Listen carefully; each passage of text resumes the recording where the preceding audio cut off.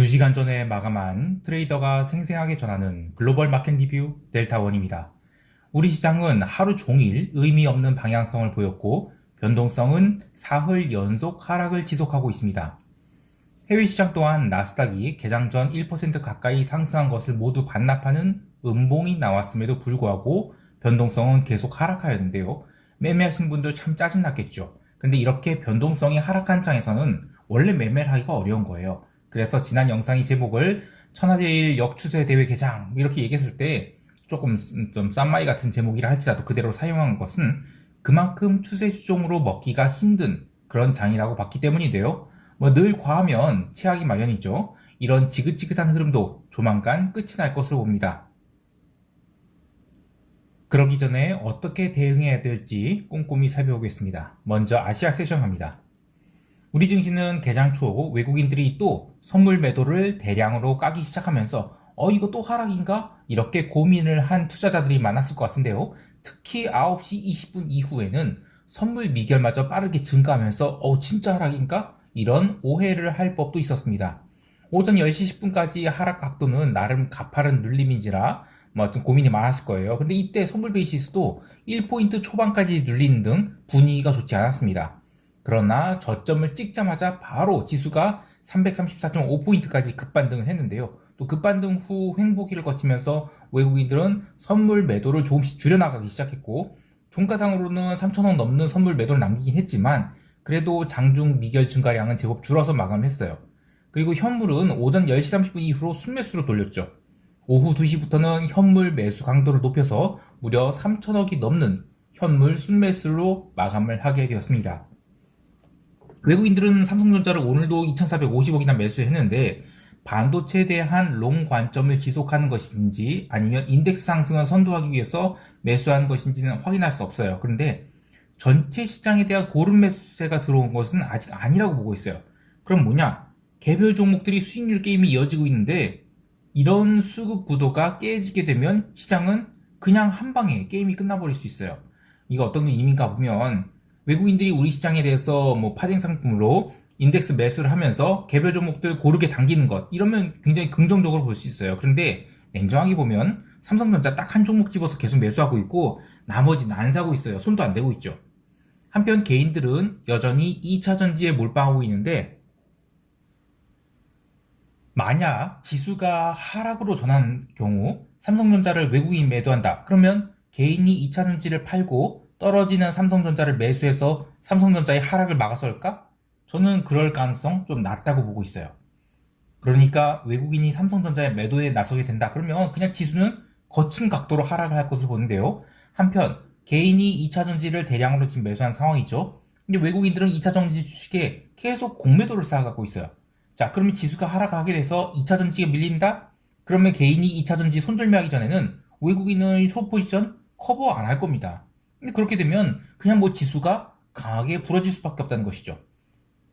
자, 다만 그 시기가 언제일지 몰라요. 그리고 외국인과 개인이 동상이몽 계속되고 있죠. 그래서 미리부터 풋옵션을 매수하고 지수가 하락하길 기다리면 안 되겠지만 어쨌든 언젠가는 그런 사단이 날 수 있다는 것을 잊지 말아야 되겠어요.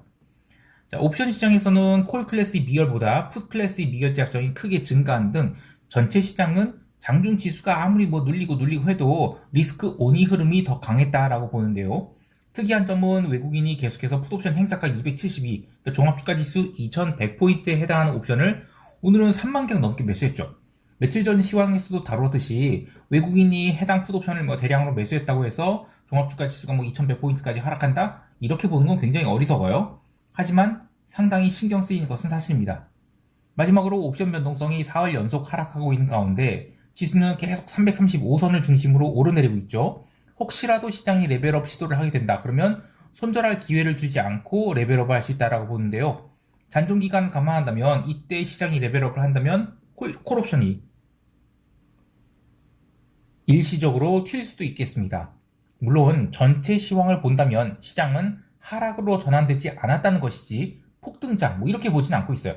그러니까 지난 4월 옵션 만기 부근에 있었던 이 폭등장은 콜옵션 환매로 인한 폭등인 것이지 5월물, 6월물 계속 시장이 안정적인 상승을 하는 과정은 아니라고 보는데요. 여하튼 풋옵션 먼저 매수하고 기도하지 말자. 그리고 이 구간에서 주식을 신규 매수하기보다는 그냥 비중을 줄이자. 이 정도의 시황관 유지합니다. 자, 이제 유럽 세션 넘어갈게요. 유럽 증시는 또 변동성 매도와 함께 상승을 했습니다. 특히 어제는 연중 신고가를 갱신한 상황에서 출발하자 차익 실현이 나오면서 눌렸다면 오늘은 차익 실현이 아니라 또 매수가 들어와서 양봉을 만들어갔다는 것인데요. 이렇게 5,2평을 계속 타고 가면서 변동성은 징그럽게 빼는 것이 원래의 유럽 시장 흐름이에요.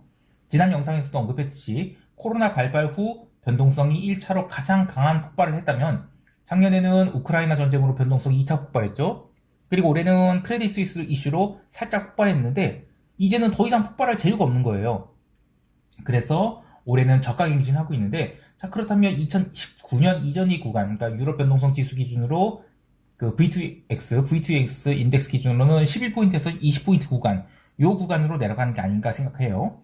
다만 그때와 지금의 차이는 그때는 유로존이 마이너스 금리 구간이었어요. 그리고 지금은 그보다 200bp 이상 높은 고금리 구간이죠. 그래서 변동성이 바닥이 다를 수 있는데, 여하튼 지금은 변동성 지수가 연중 신저가를 갱신 중이기 때문에 변동성이 바닥이 확인되기 전에는 미리 변동성을 산다든지 또는 뭐 시장이 추세 하락에 베팅하는 것은 위험하다고 보고 있습니다. 유로존 증시 강세 배경에는 에르메스의 주당 2,000유로 돌파에 대한 기대감이 남아있는 등 중국 관련 수혜주에 대한 매수세가 있지만 나머지는 통신이나 뭐 제약바이오 등 경기방어주가 올라오고 있어요. 자, 그래서 시장의 질이 그닥 좋다고 할 수는 없겠는데요. 볼까요? 이게 에르메스 주가예요. 뭐 지금 2,000유로 코앞에 두고 있죠. 뭐 어제는 살짝 늘렸는데 오늘 다시 올라왔어요.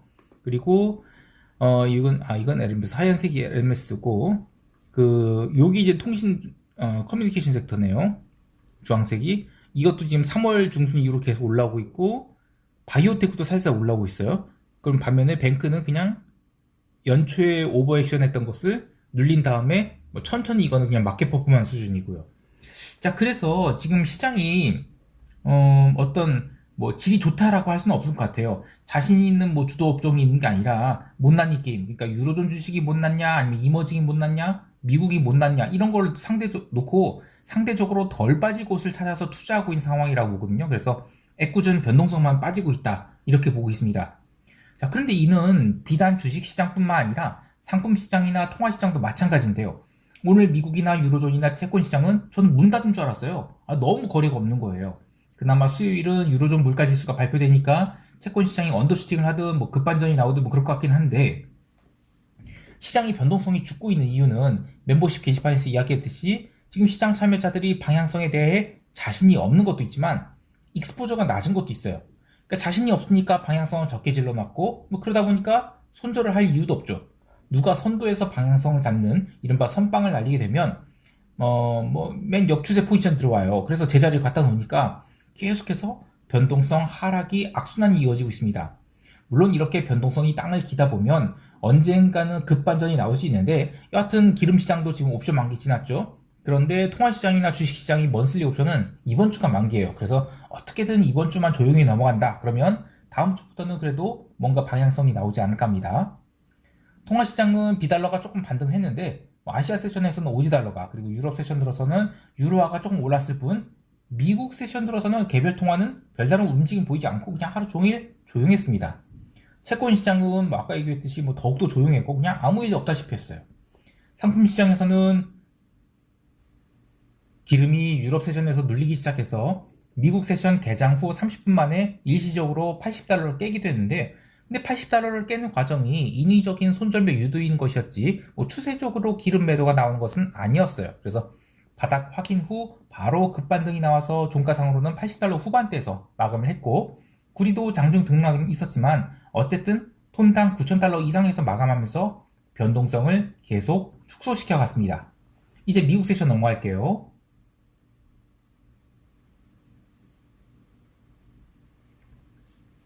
미국 지수 선물은 유럽 세션 초반에 유로존 증시가 상승을 이어가면서 따라 올라갔는데, 미국 세션 개장 전 골드만삭스의 FICC 트레이딩 매출이 기대에 못 미치면서 이 풀마켓에서 급락이 나왔어요. 그러면서 다우 지수가 상승폭을 모두 반납했는데요. 하지만 나스닥 선물은 계속 상승해서 본장 개장 전에는 13,298포인트까지 상승했어요. 본장 개장 후에 뭐 다우 종목과 러셀의 매도가 나왔는데 나스닥은 30분 동안 계속 고가에서 버티면서 변동성을 빼고 있었습니다. 하지만 나스닥이 갭 상승이 불편하게 여겨졌던 부분이 있는데, 우선 인덱스 전체가 상승한 것이지 나스닥이 특정 종목이 시세를 견인하는 시장이 아니었어요. 그리고 갭 상승 후 변동성이 너무 많이 빠져버렸죠. 그래서 여기서 시장이 더 오를 수 있을까 싶었습니다. 마지막으로 지난주 금요일과 이번주 월요일에 긴 아랫꼬리를 달고 올라온 동안 저가에서 콜옵션을 매수한 투자자들이 꽤 많았는데, 옵션 만기 기준이라 갭 상승에도 불구하고 콜옵션이 더 이상 달리지 못하니까 옵션 매수자들이 청산 욕구가 커지면서 밤 11시도 아니고 10시 57분부터 지수가 빠르게 빠지기 시작했어요. 그렇게 10분도 안 돼서 갭 상승폭을 모두 반납하는 그런 하락이 나오게 됩니다. 이후에도 제대로 반등을 못하면서 2차 레벨 다운이 이어졌는데요. 그러나 그럼에도 불구하고 특정 종목이 하락을 주도했다든지 또 변동성이 폭발한 일 없었습니다. 그러니까 오늘 이 나스닥 눌림은 콜옵션 차익 실현 정도로 볼 수 있는 것이지 시장이 하락 전환했다? 이렇게 볼 수는 없을 것 같아요. 어쨌든 이번 주까지는 이런 지겨운 흐름이 이어질 것으로 보고 있습니다. 개별 종목에서는 찰스샵이 이틀 연속 강한 양봉을 만들어내고 있는데요. 40달러 초반을 기다리고 있었는데 이미 물 건너간 건 아닌가 싶은데, 이번 옵션 만기를 지나고 나서도 그래도 다시 살 기회를 줄 것으로 봐요. 그래서 조급해야 할 생각 없습니다. 그리고 최근에 크립토 상품들이 강세를 보이면서 엔비디아도 시초가에 갭상승 출발했죠. 그래서 연중 신고가를 갱신하고 내려왔는데, 다시 한번 얘기하는데 크립토 상품들은 역사적인 사기 상품이라고 생각해요. 이러면 구독자 떨어지려나요? 상관없어요. 윤리와 도덕 같은 거는 개들한테 줘버린다는 그런 상품이죠. 그리고 이 털어먹는 주머니가 파릇파릇한 미래의 역군들인 20대의 주머니들이에요. 이러면 사회적으로 얼마나 해악을 끼치는 거예요. 루나라든지 최근의 클레이튼 사건이라든지 안유아라는 양반 사건이라든지 또 퓨레코인? 그냥 한숨밖에 안 나온 일들이 계속 벌어지고 있는데, 저는 젊은 친구들이 제발 좀 정신 차리고 그 업비트 앱 좀 삭제해버렸으면 좋겠어요. 더 이야기하면 열불이 나고. 자, 변동성 이야기로 마무리할게요. 수요일이 이 변동성 선물 4월물 만기예요. 그래서 미국 시장이 갭 상승한 뒤에 마이너스로 밀어버린데도 변동성은 플러스 근처도 가지 못했어요. 그리고 오후장에 지수가 계속 횡보하니까 변동성 지수는 16.83포인트까지 연중 신저가 계속 갱신했죠. 자, 그런데 5월물 변동성 선물은 19.5포인트예요. 거의 3포인트에 가까운 콘텐고인데, 아무리 잔존기간이 많이 남아있다고 하지만 저런 콘텐고 상태면 무슨 지수가 하락을 합니까? 징그러운 횡보를 하거나 아니면 이평 타고 주가가 상승을 하는 것이죠. 다만 아까도 이야기했듯이 증시만 변동성이 죽고 있는 게 아니라 지금 채권이고 상품이고 다 변동성이 죽고 있어요. 그래서 하나 먼저 튀어는 게 나올 때까지는 시장이 계속 조용할 것으로 봅니다.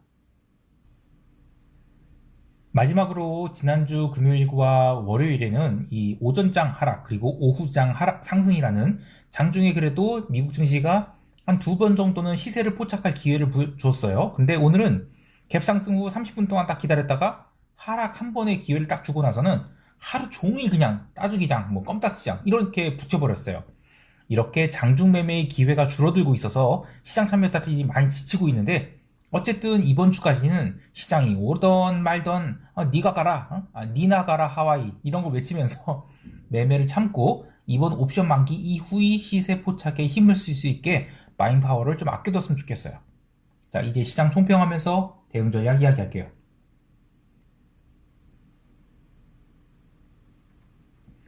해외 시장과 마찬가지로 우리 시장도 여전히 방향성을 못 잡고 있어요. 근데 그런 사이에 옵션 매도를 제가 꽤나 많이 해서 여기서 더 옵션 매도를 늘리기가 좀 부담스럽게 됐어요. 물론 월물 기준 클래스별 옵션 매도 한도 수량인 150계약을 모두 채우진 않았는데 변동성이 지금 지나치게 낮은 상황이에요. 그런 상황에서 옵션 매도를 풀로 치는 것은 제정신이라면 할 수 없죠. 차라리 안 먹고 말지가 맞습니다. 그렇다고 델타를 오픈해서 콜 매도나 풋 매도를 마구 쳐대는 것도 위험한데요.